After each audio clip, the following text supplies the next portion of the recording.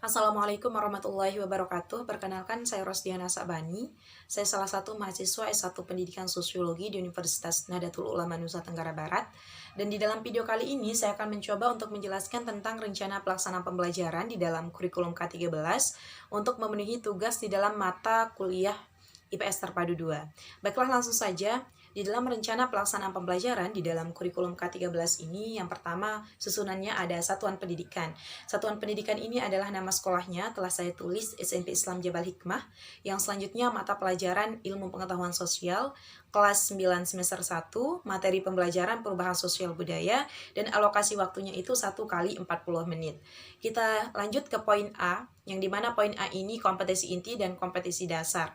Kompetensi inti di dalam kurikulum K13 itu dibagi menjadi 4. Yang pertama ada namanya KI1. KI1 ini yang berkaitan dengan aspek spiritual daripada peserta didik.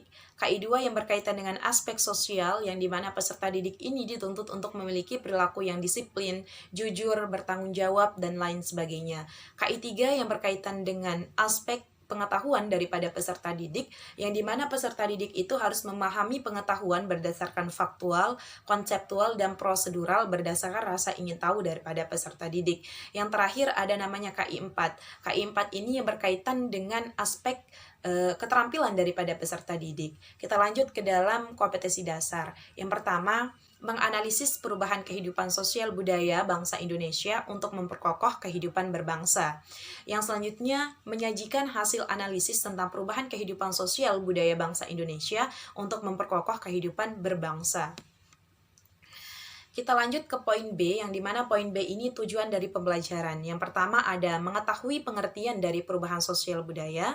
Yang kedua, menjelaskan bentuk-bentuk dari perubahan sosial budaya.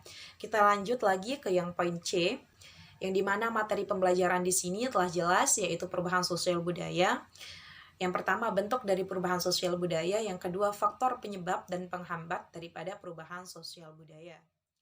Kita lanjut ke dalam poin D. Di sini ada proses pembelajaran. Yang pertama ada pendekatan dan model pembelajaran. Pendekatan pembelajaran yang digunakan di dalam proses pembelajaran di sini adalah pendekatan saintifik, yang dimana pendekatan saintifik itu merupakan model pembelajaran yang menggunakan kaidah-kaidah keilmuan yang memuat serangkaian aktivitas dalam pengumpulan data melalui observasi, menanya, eksperimen, mengolah data, dan juga mengkomunikasikan. Yang selanjutnya ada model pembelajaran. Di sini ada dua model pembelajaran yang dipilih. Yang pertama ada discovery learning dan juga problem based learning. Kedua model pembelajaran ini dipilih dengan tujuan agar nanti proses pembelajaran itu benar-benar berpusat kepada siswa. Selanjutnya yang kedua ada media dan sumber belajar. Media belajarnya di sini adalah berbagai gambar dan video yang berkaitan dengan materi pembelajaran, berkaitan dengan perubahan sosial budaya, yang nanti akan ditayangkan melalui LCD ataupun proyektor dan juga melalui slide PowerPoint yang telah disiapkan oleh guru.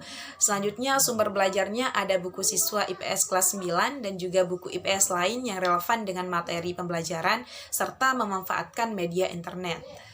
Selanjutnya yang ketiga kita masuk ke dalam langkah-langkah pembelajaran, yang dimana di dalam langkah-langkah pembelajaran itu ada 3 poinnya. Yang pertama ada kegiatan pendahuluan, kegiatan inti, dan juga kegiatan penutup. Kegiatan pendahuluan ini jelas guru akan membuka pembelajaran dan juga akan mengkondisikan kelas dengan peserta didik, dan juga akan memberikan motivasi kepada peserta didik, serta memberikan stimulus kepada peserta didik terkait dengan materi yang akan dipelajari, sesuai dengan tujuan dari pembelajaran tersebut. Selanjutnya di dalam kegiatan inti di sini ada 5 poin di dalam kegiatan inti. Yang pertama ada kegiatan mengamati, kedua menanya, ketiga mengumpulkan informasi, selanjutnya mengasosiasi, dan terakhir adalah mengkomunikasikan.